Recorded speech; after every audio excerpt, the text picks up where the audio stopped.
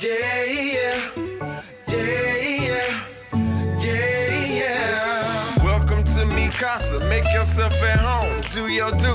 Welcome to my pad, this your lab, go create your move. What's good, everybody? Welcome to part 2 with Steve VanHorn. Appreciate having you here, Steve.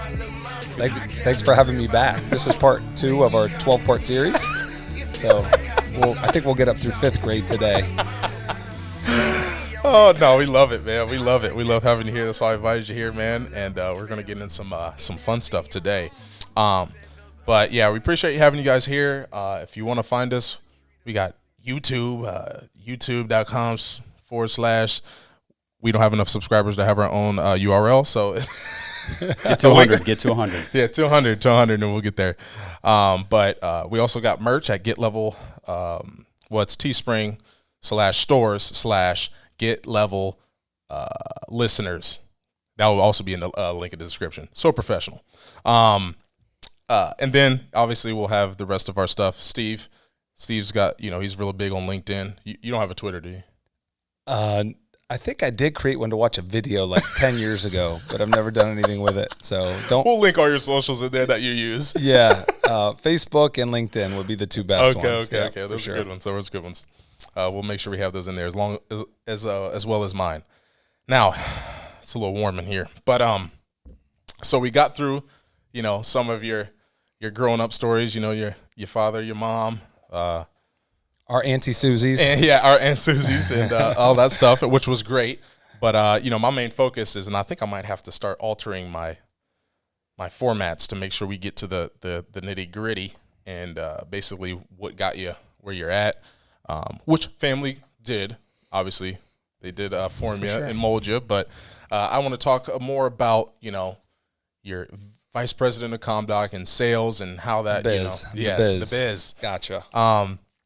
But, obviously, I work at ComDoc with Steve, in case you didn't know. ComDoc is a tech company. I like saying that now. Yeah. We're a tech company, and we got this big, massive building that we're super proud of in North Canton. So if you want to go see it, go check it out. If you want to come buy something from us, just stop in. Anyway. I like the plug. Yes. But I'm curious, Steve. So, and I'm just going to jump right in on you. Hope you're ready. Let's go. What are some core principles that you think are required, when it comes to sales or, sales professionals? Great question. And, we're recording this on the day that Micah Mills and Perci's podcast came out, which, thank you. I never want to follow that ever again because that was an absolutely phenomenal podcast this morning. Appreciate it. I enjoy getting to know Micah better, but that was a phenomenal story. And the talk track was just awesome. So I appreciate that. Absolutely. So some core principles for me. And, it's ironic because as we talk and you said, family has so much to do with, why I'm where I'm at, but you also know that that's so much of the way that our office kind of operates too. True. It's very much a family-like atmosphere and we know each other so personally. We hang out outside of work for the most part. Mm-hmm. And, that's the challenge. So I manage about 90 people between our sales service and support out of our Akron branch.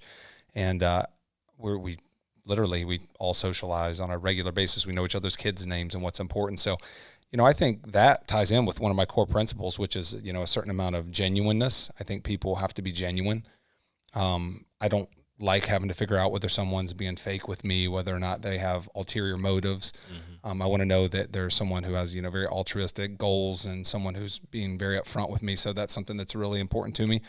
Our job is very atomic. You have to be able to function on your own without having someone. It's kind of like going to college, right, Perci? Yeah, exactly. In high school, you don't go, somebody shows up, you can actually, your parents can get arrested for not sending you to high school, and then you go to college, and it's kind of like, getting hit with a wet towel. You're like, whoa, nobody cares if I come to class. They'll still cash the check. Yeah. And they're perfectly fine flunking me out. Yeah. So that's kind of more the way that ComDoc functions. So people are used to going to jobs where they maybe punch in a time clock at 7:30 or 8 o'clock, and they punch out at 5, and they take their 15-minute breaks, and that's not our job, right? No, not at all. So you tell me, what does that entail, Perce? What does a normal day look like? Obviously we have some coworkers that didn't go to college, but I think having some type of scheduling background or just some organization, which we had to teach some ComDoc workers some organizational. We might have him on the show later. We ain't gonna mention no names. He knows who you're talking about. Yeah, exactly. But I think it's being able to take responsibility and accountability, like, to yourself. Obviously, you hold us accountable, and, you know, it's not totally hands off. You help as much as you can, like, you know, if we speak up and ask for help. But it's more of, look, you're going to create your schedule. You're going to book appointments. You're going to go, you know, meet with these customers. You have to develop the relationship with them, because we all know sales is relationship stuff, and you can't just run up in there and be like, hey, here's our price, and you know, expect to have success, especially in a community like Dover or in Tuscarawas County and stuff like that. But for me, it's all about, you know, you really got to want to work. You can't, it's not one of those where you're like, oh, you can't come to ComDoc with an attitude of, oh my gosh, you know, yeah, 8 to 5, you know what I'm saying? And it's and the one thing I do love about ComDoc is you guys really do take, you know, family into account. Like, obviously you want us to work.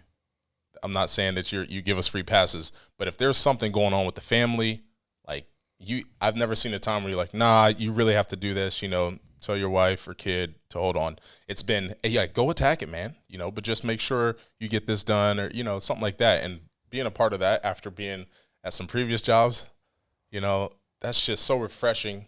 It makes you want to work hard when you're, you know, doing the daily duties. Right. So, but that's how I think of it, ComDoc, I guess. Well, I'm glad you've come to appreciate this. So you understand the importance of the autonomy then, and being someone who's self-disciplined enough to understand that nobody's going to call you every morning at 7 o'clock. I've never called you one time, person, you know, a year and a half you've been with us now, and said, you know, hey, are you out of bed?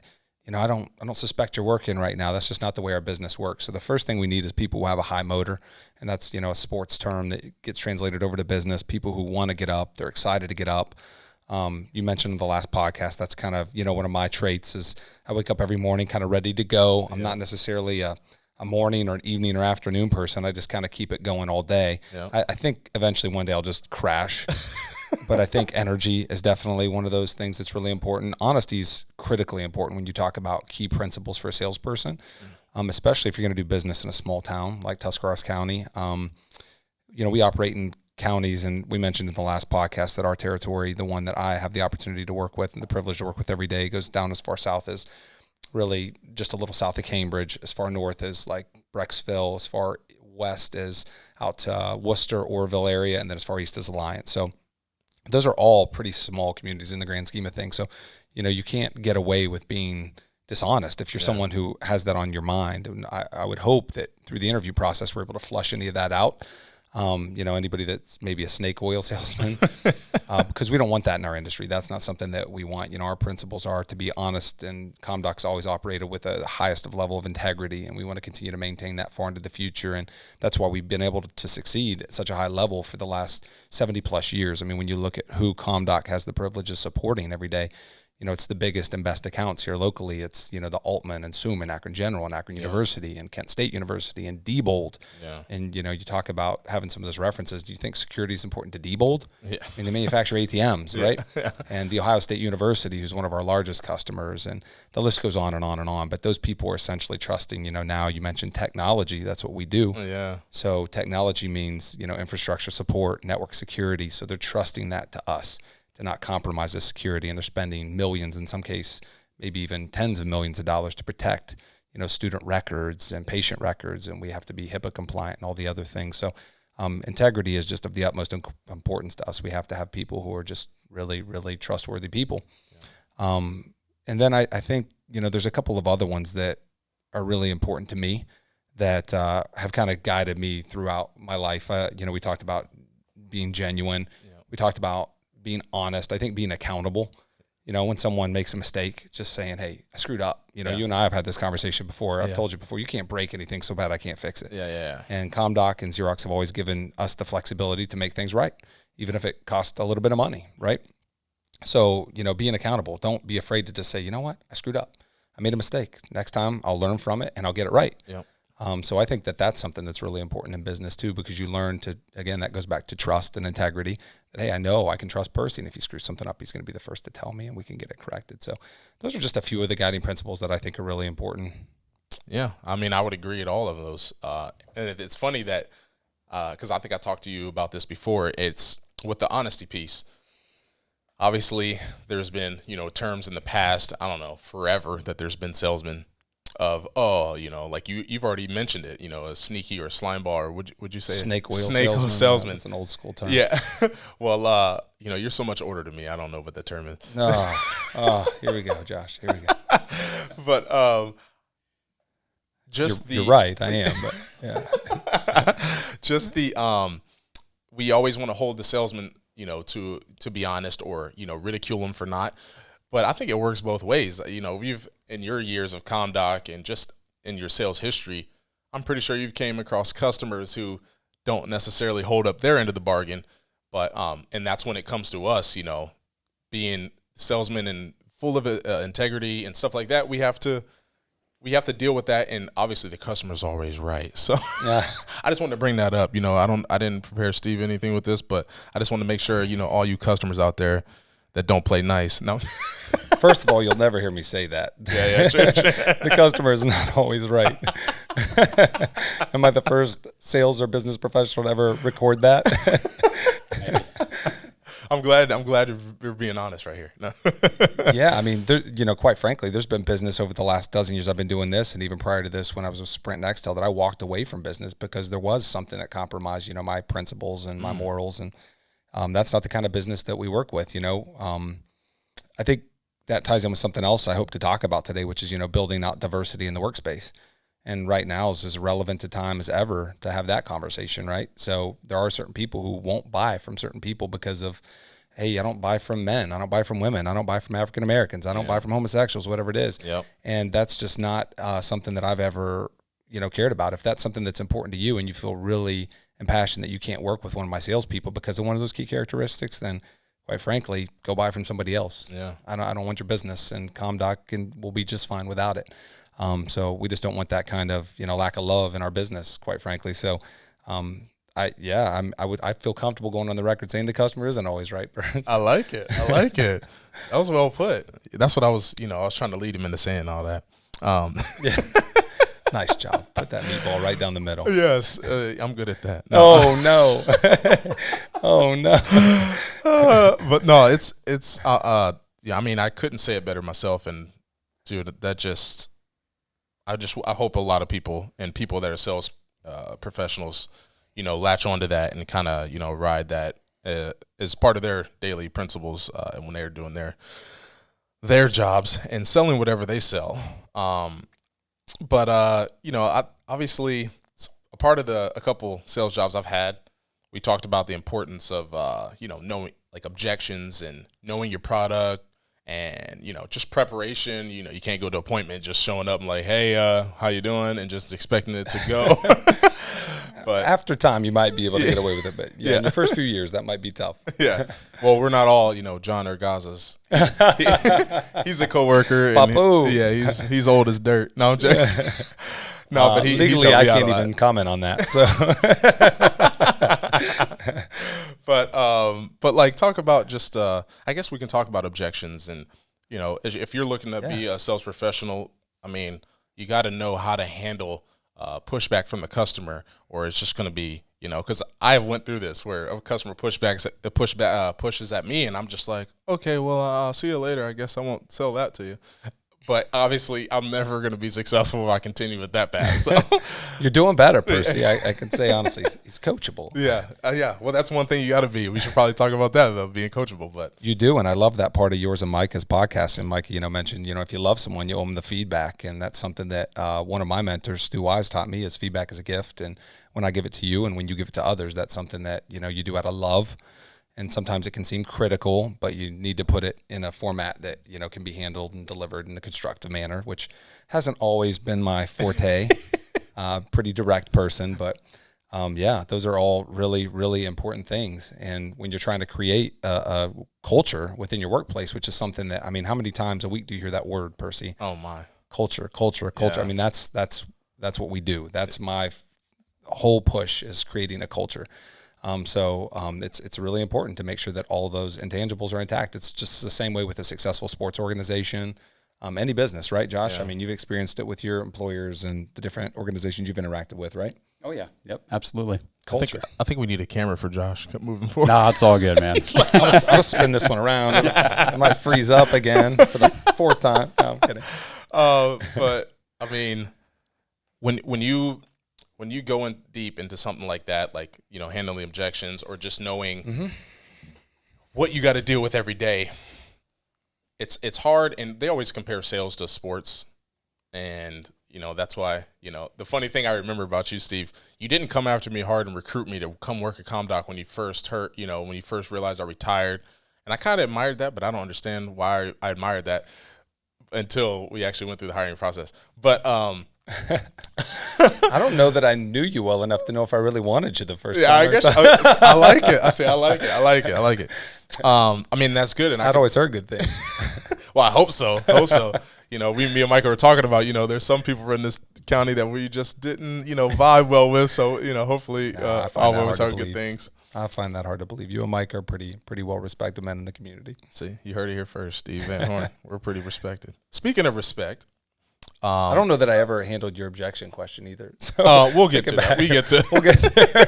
I kind of go down rabbit holes. That's another one of my MOs. It's all good. Sometimes it's good. But yeah. Speaking of like respect and kindness, I just want to mention this. So one of the employees at the Akron Rubber Ducks field, she had this shirt that she would wear probably once or twice a homestand, and it just said, "Kindness is so gangsta." And I just thought it was the best shirt ever. I don't know why I'm mentioning it now, but I just had to bring it up because I was like, almost as cool as a shirt I saw one time that said, "All you need is love." Oh yeah, can we see that?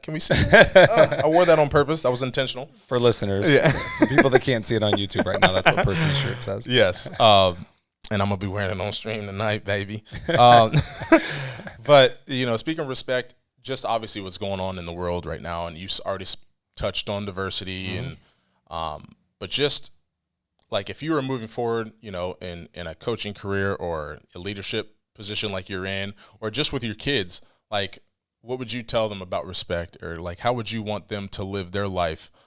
You know, carrying respect is one of their core principles. Oh man, this is a topic I could talk about for a while, Perci, because it's something I care a lot about. And you know, going back to our first podcast when we talked about, you know, high school and relationships, and I look back with, I think we all do, not necessarily saying, man, I wish I could go back and change everything, but you look back with a certain amount of regret. And I don't know that I was necessarily like mean or cruel in high school, but I definitely didn't utilize my platform the way that I should have. And that's something that with my kids, it resonates. And I tell my kids all the time, like, just be kind, you know, go out of your way to talk to somebody. And my son, when he first started going to school, you know, I had this thought that like, how would I feel if I knew he was sitting in the lunchroom by himself and not one kid would walk over and have lunch with him? Like, how would I feel? That's my son, right? How would that make me feel? So if that's not the case with him, then maybe he can help the kid who that is the case with. So I would always tell him in the morning, and my wife would kind of laugh, you know, I'd say, Gavin, find somebody today who doesn't have a friend. And this is before the buddy bench and everything was, you know, in Dover. Yep. And I would tell him, you know, go find him and talk to him. Like you know, he's in sports and he's a very easygoing kid. And so he has a lot of friends, and I've always told him, like, pull people into your circle, you know, be kinder. And if I could go back to high school, that's one thing that I would just do differently, is just really make a concerted effort to go out of my way to expand my circle and pull more people in. And we talked about how you kind of end up, you know, fitting into your athletic cliques because you spend so much time with them. Yeah. But really that's an excuse, because there's still plenty of time in the day that I could have, you know, just walking down the hallway said, you know, hey, how's it going? I heard this is going on with your family. You know, is there anything we could do? Or so I really do regret that, going back, you know, that I wasn't more that way, but I want to try to make sure that I instill that with my kids, that you could literally be the best part of somebody's day. Yeah. And we talk about that in sales now, where a lot of people see cold calls as an interruption, but it's amazing. You know, you've already done thousands of cold calls. I've done tens, if not hundreds of thousands. You know, you've walked into situations before where you're just kind of like, oh my gosh, the receptionist is crying, or there's flowers on the desk because they're in bereavement, or I mean, all these different situations, and you literally have the opportunity to be the best part of the day.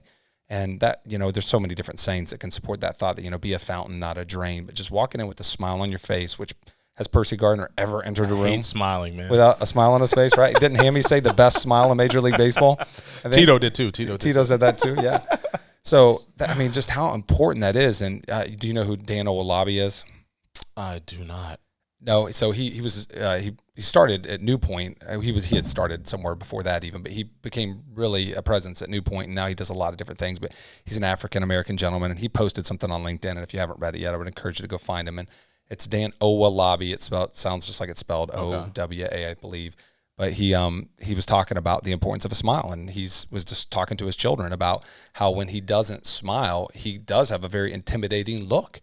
And he said, that's one reason it can bring joy to other people. And the post, I don't want to steal his thunder, so go read the post. Yeah, don't ruin it. But as I'm reading it, I'm thinking like, this isn't even something that would apply to exclusively an African American. Obviously, right now with things that are going on in the world, it's extremely important, maybe. But just that ability to spread joy and to have a positive impact in people's lives. And I've told representatives before, sales folks, when they're like, man, it's tough when you go in and somebody's mean to you on a cold call.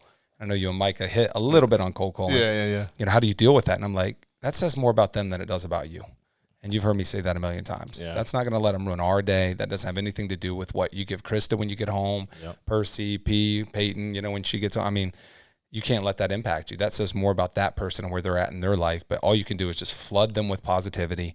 Hope that you can somehow maybe give them a little bit better perspective that day and leave it at that.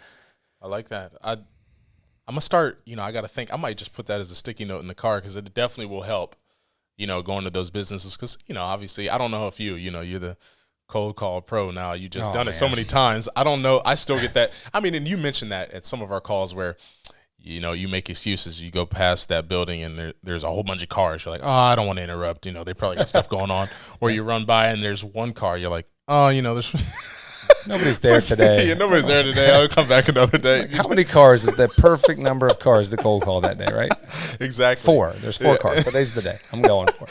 And then, we already signed with someone else. But that's human tendency, isn't it? Yeah. I mean, think about it. That's life, I mean, anything you don't want to do, you create roadblocks in your mind as to why it's justifiable to not do it, right? Yeah. Isn't it everything? Yeah. Did you say roadblocks or roadblocks? Roadblocks. I think you got your kids' games they're playing on their iPad. No, I don't even know. Is there a roadblocks There's game? a Roblox. Oh, really? Just ROV. Boy, one more thing I get to look forward to. But no, I mean, I think for me, I go through different phases where, weight, where I, fluctuate up and down anywhere between, 195 and 240. And it's usually based on how many mental roadblocks I can create for myself to justify me being lazy or not working out. And the most common one is I'm too busy. Yeah. And, somebody told me a long time ago, if something's important to you, you'll make time for it. Yep. If it's not, you won't. Yep. Right. Which is, you hear a quote like that and you're like, wow, that's like stupid simple, but yeah, that makes a hell of a lot of sense. Yeah. So I think that's the same way we are in sales, like, oh, I don't want to cold call today because I have to get these proposals done. I have to work on my sales quote configurators for people who, are at Conduct. They know what that is. Our lingo. Yeah, exactly. I want to do a couple of e-learnings, which, all those things are really, really important too. But is it something that needs to be done, right then and there? And we've oftentimes in sales talked about the difference between urgent and important. Yeah. There can be something that's extremely important, but that doesn't necessarily mean that it's urgent, right? Yep. And there could be something that's really, really urgent that might necessarily not be that important, but it needs to be handled in a very critical amount of time. So, there's just so many things you learn over the years that when people first come into sales, I remember I did it. We talked just for a second, first episode about Pete Batista. Yeah. And oh my gosh, Percy, I was so intimidated. Really? When I first, I felt like an idiot, literally. I felt like I was in over my head.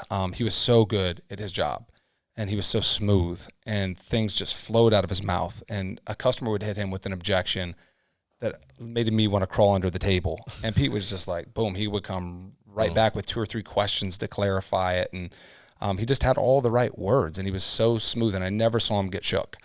And so, I thought, man, I'll never be there. I don't have that skill. I don't have that talent. I wasn't blessed with the gifts Pete was blessed with. And I didn't just see him do it. I saw Dale Highsmith do it and a million other people that, names. you know these names. These are like ComDoc legends. And I was like, I can never do this. And slowly but surely, I'll never be as good as Pete. And I've come to realize that. And I'll probably never be as good as Dale, but I can be the best Steve. Yeah. And so, I have my own spin on it, but I can certainly sit in a room now with, many other executives and hold my own when it comes to objection handling. I don't crawl under tables anymore.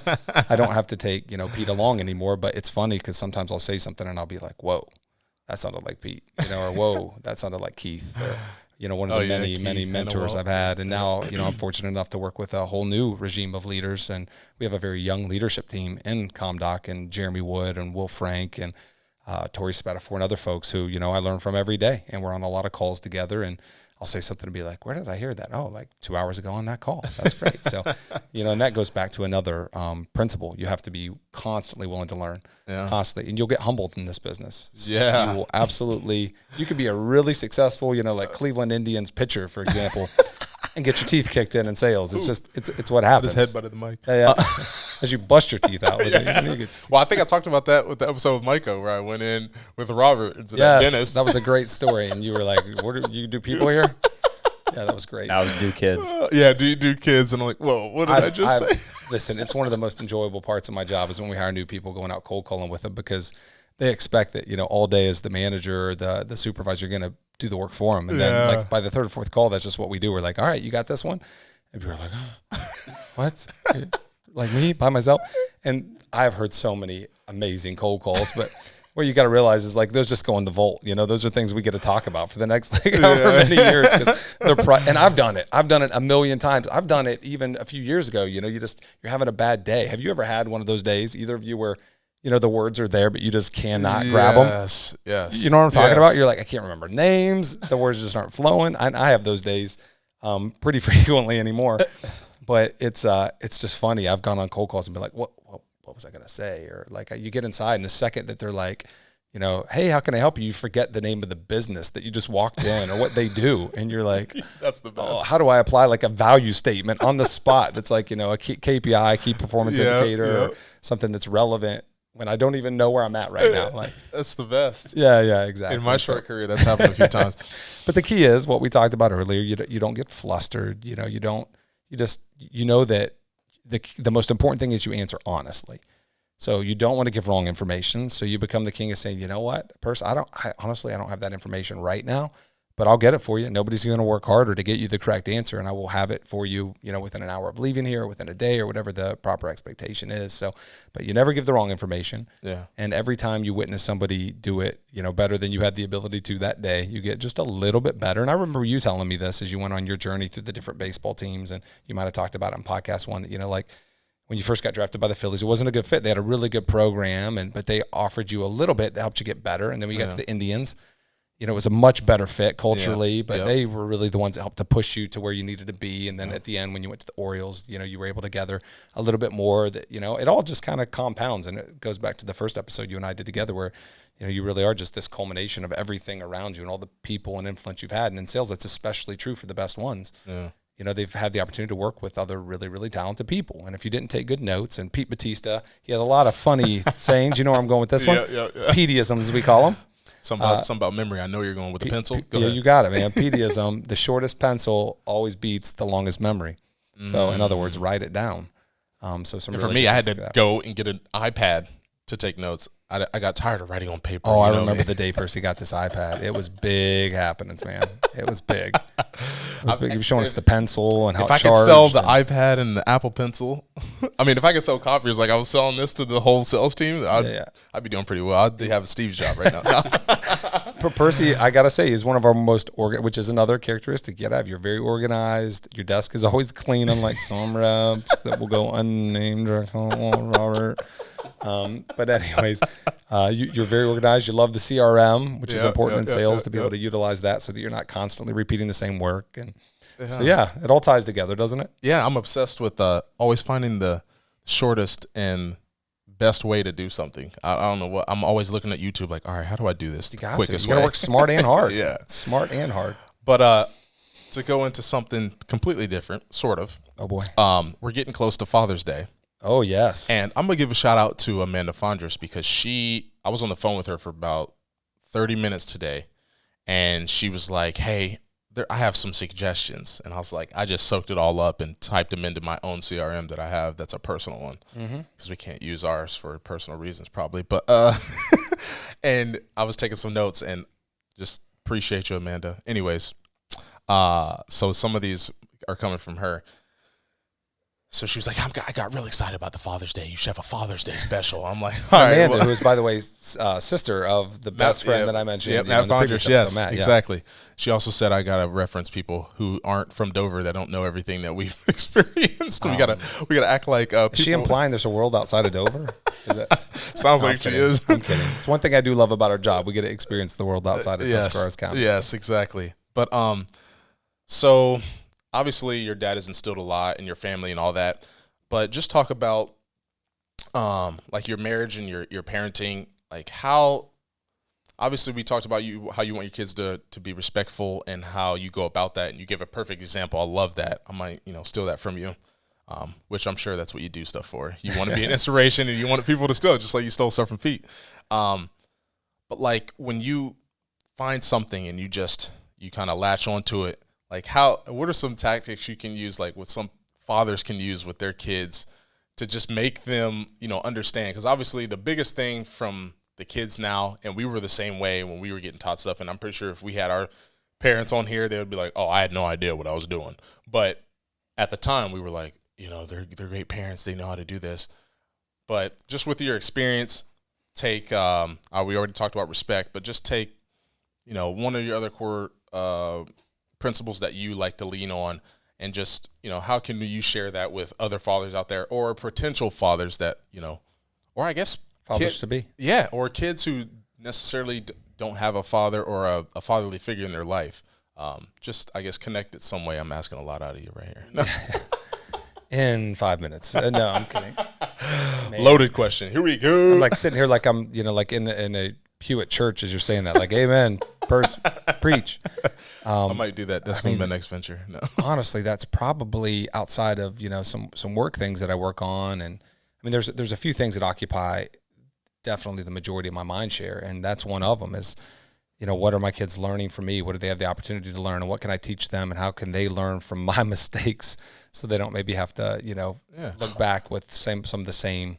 Again, I always hate saying regret, but how can they look back and say, man, I really feel good about the way I did that, and I can't do that with everything I've ever done, and I doubt anybody ever can, but you live with that thinking, man, I missed an opportunity.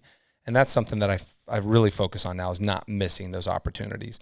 And there's been really unique circumstances in my life that have driven that, like there is with anybody. And, a few years ago, I had a customer. It was actually one of John Orgazos' customers who I went over to see him to collect paperwork at the end of the day. And I knew he was having a really rough day. He was a younger guy. He was like 24, 25 years old. It was like 5 o'clock, very end of the day. He was right around the street from the office in Uniontown.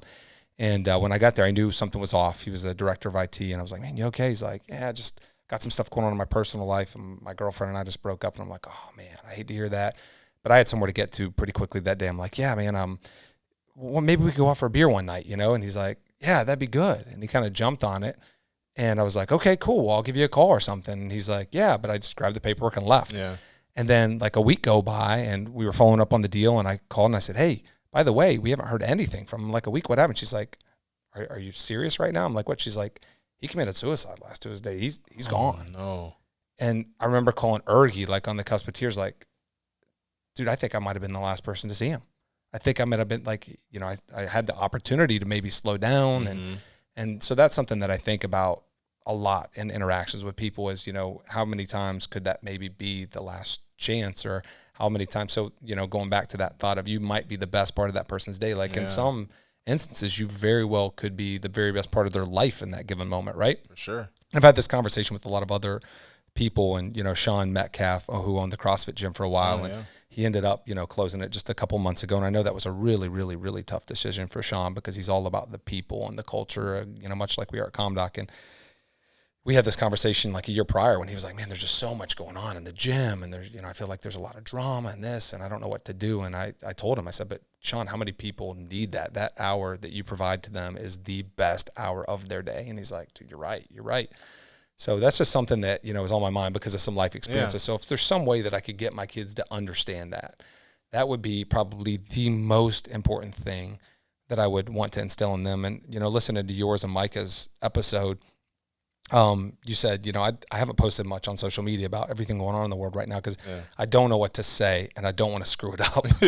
And dude, when you said that, I'm like, that's exactly how I feel. And there's probably a million other people right now that feel that way, because it seems like if you post anything and it's slightly out of context, then here come the pitchforks and, the torches.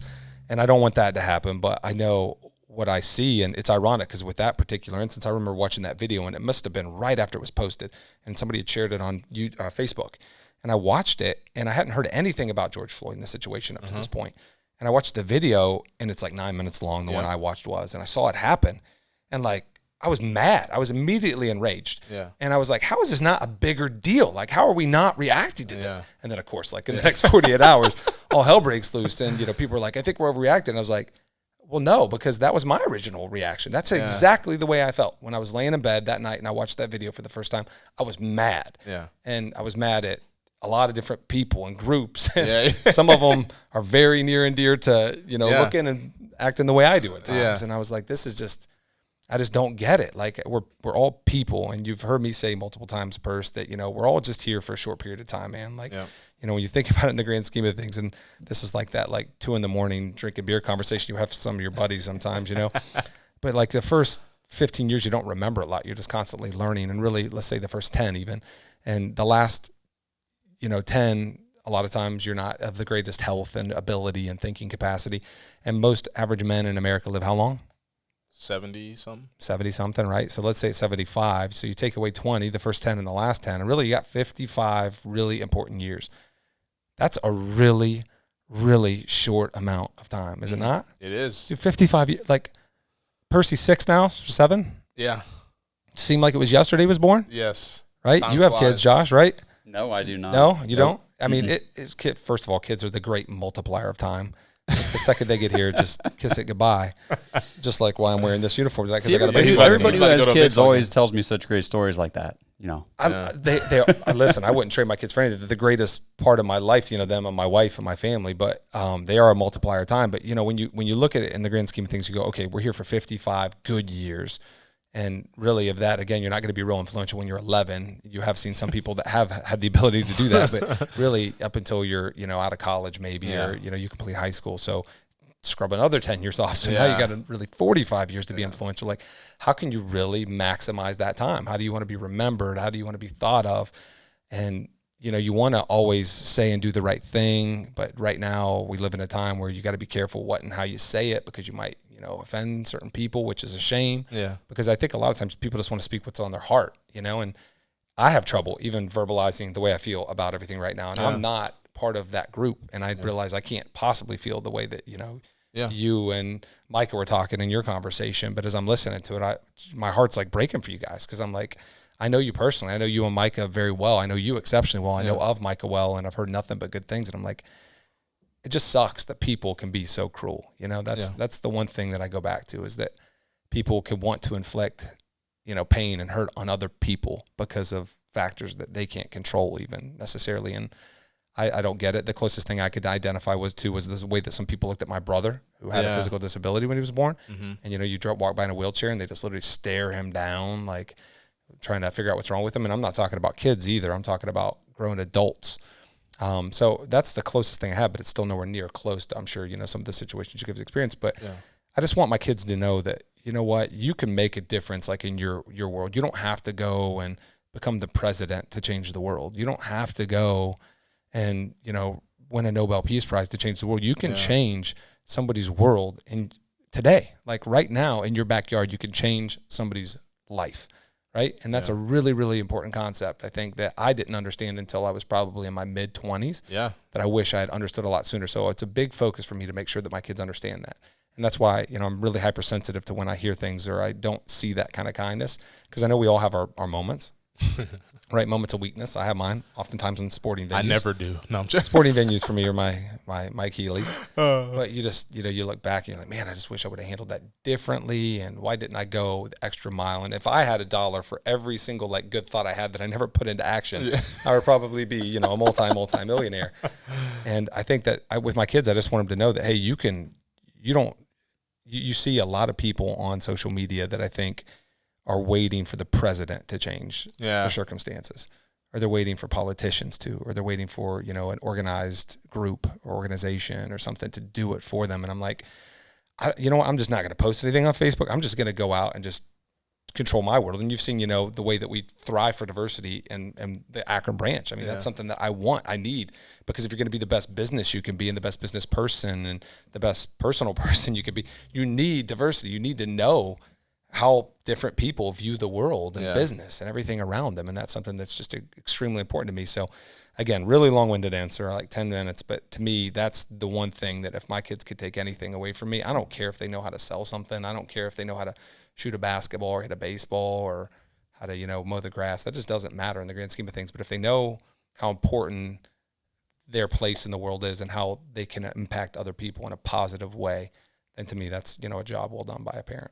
Yeah, I mean, I agree. I always compliment my son because, the teachers or somebody's parent will go, I just saw Perci today when I was picking up my son, and he just came over and hugged me and had a smile on his face, and it just made me so happy. He gets it from his mom, that smile, doesn't he? But it's just like, I'm like, Perci, man, I just want to let you know, your smile like made someone happy today. So you should probably keep doing that. That's what I tell them. And I think kids get it. It's like at some point you unlearn it or you figure out that, you can be cruel. So you decide to use it. Yeah. When you start getting your stuff, you start getting your bills and you worry about your life and it's just to get in a vacuum. Yeah. Yeah. So, but listen, P can brighten anybody's day with her smile, right? Little Peyton. Oh my gosh. She smiles. she comes to that back door and, slaps her big chubby cheeks on that door and smiles at you. And all of a sudden, those bills don't matter anymore. No, they do not. And I love, I have a little routine. Sometimes I forget to do it till about, after dinner, but I get it in every day. Where she doesn't like to be carried like a baby, like this. She doesn't like that. Swaddled. Yeah, so I grab her back up and then I kiss her until she's pushing my face away as hard as she can. So I love it, man. You got to take advantage because she ain't going to be able to do it forever. So. Gavin won't let me do that anymore. I still do it against his will. So, but that's something that you can ask Danielle every single day of my kid's life. They're getting a hug, a kiss, and told I love them probably at least 10 times. It's every, if they're awake when I leave in the morning, but it's constant throughout the day. I just think that's something so important right now with everything going on in the world to let them know that, hey, somebody's here that loves you. Yeah. I don't care if I got to bail you out of jail. We'll deal with it, but I still love you, and I'm going to be here to support you, Yeah. Well, right before we go, one last question. 5:51. We're good. Game's not till 6:30, so we got like 30 minutes or so. No, we talked about what you want your kids to take from you. What do you think? And this is probably going to be hard. What is the one characteristic that your father has that you think you took from him? This is the one I didn't want to have him prepared yet. There's definitely things I wish I took from him that I'm not so sure I'm as good at as him. He's definitely a better listener than I am. That's a skill that I've tried to refine over the years. I was really bad at it early on. I've become better, but it takes a constant focus because my mind, as you've kind of noticed, I'm sure, it just works so fast.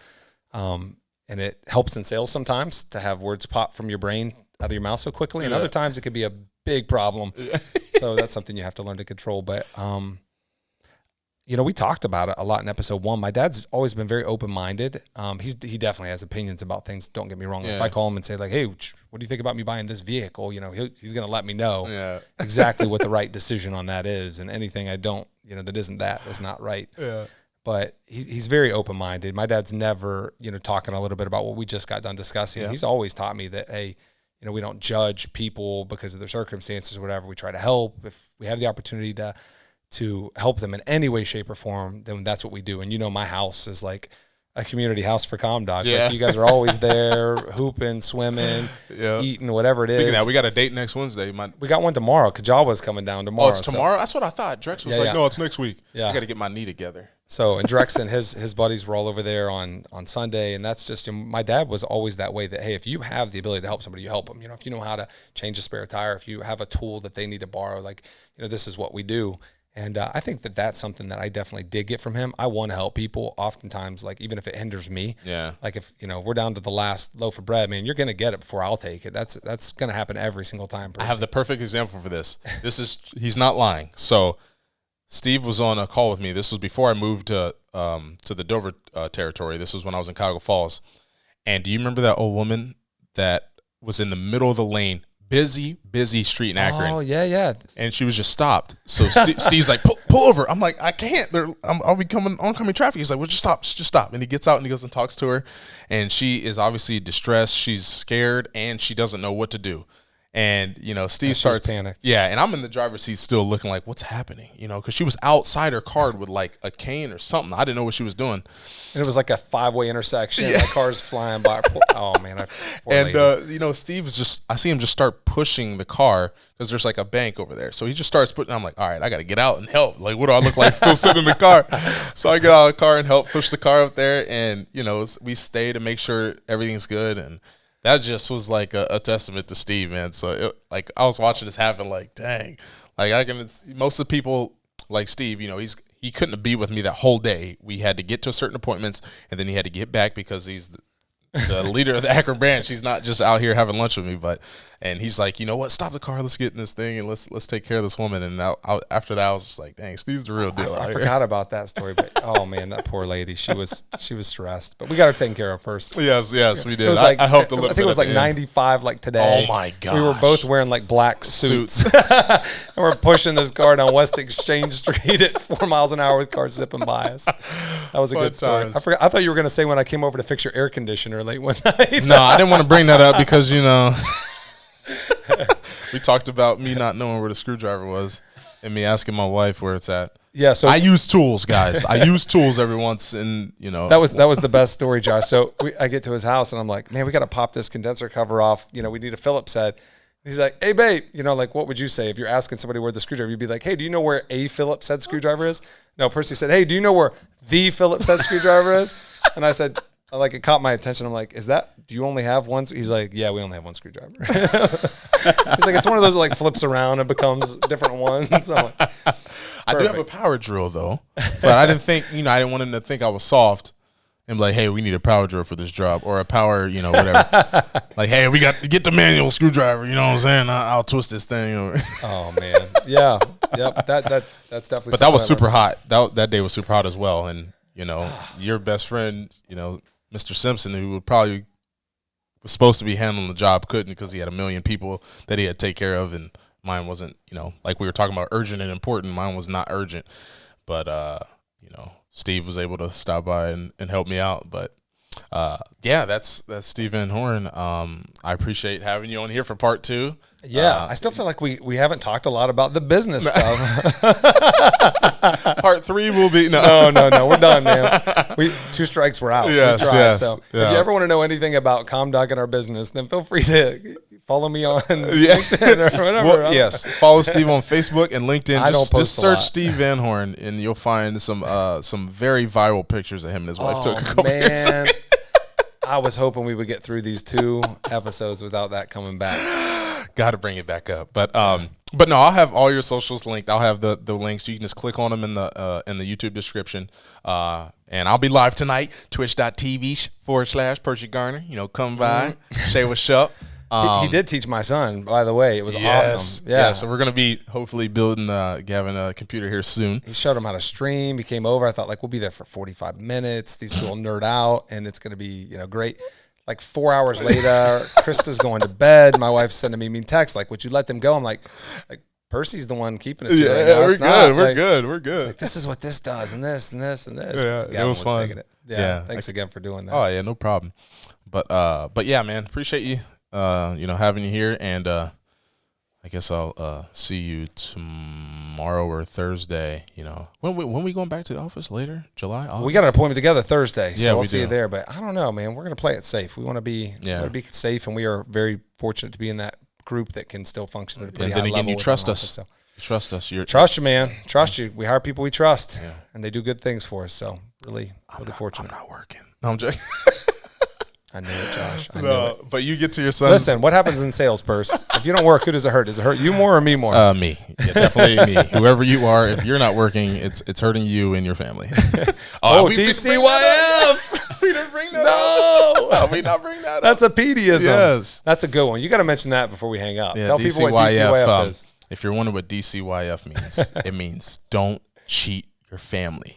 Yeah. And it's like you're sitting in the pew at church and, the pastor says something, you're just like, oh, it hurts. Yeah. That when Steve says that in meetings or whoever, I'm just like, I only say it because Pete taught it to me, but think about it, Josh. So there's times you're willing to cheat yourself, right? Oh yeah, Yeah. human, right? Like, yeah, that night you're like, you know what? I'll eat the bag of candy. It's all good. I'm only cheating myself. But do you ever want to cheat your wife? No. You never want to cheat your wife. Do you ever want to cheat your kids, Percy? Never. So it's just like, it's like a razor blade when you hear that. You're like, don't you, like, hey, did you make enough cold calls today? Yeah. All right, Percy, don't cheat your family. I didn't make enough cold calls today. That's what the Phillies strength coach. I could have worked harder. Jason Meredith for the Phillies. I don't know who he's with now, but when I was with the Phillies, he would say that all the time.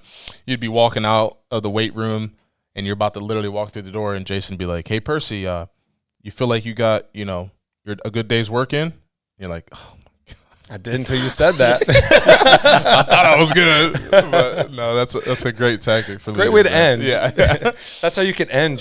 I know you're struggling with your sign off. You could just DCYF. Well, yeah, we'll get it down. We'll figure it out, But what are we saying?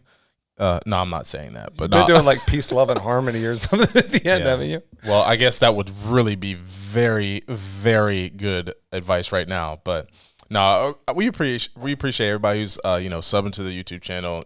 I just want you guys to check out the Get Level Podcast Network. We got other podcasts on there. We got the Alcohol Drug Coalition, and we got the Summit Up with Rob. I love that one.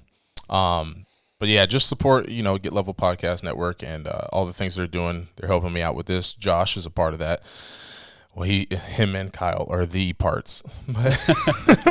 But I appreciate everything you do, man. And thank you guys for listening. We'll be back with another episode next Tuesday. So we shoot these Tuesday, and then we put them out Tuesday. Hopefully we can stay ahead like this, and I'm not scrambling.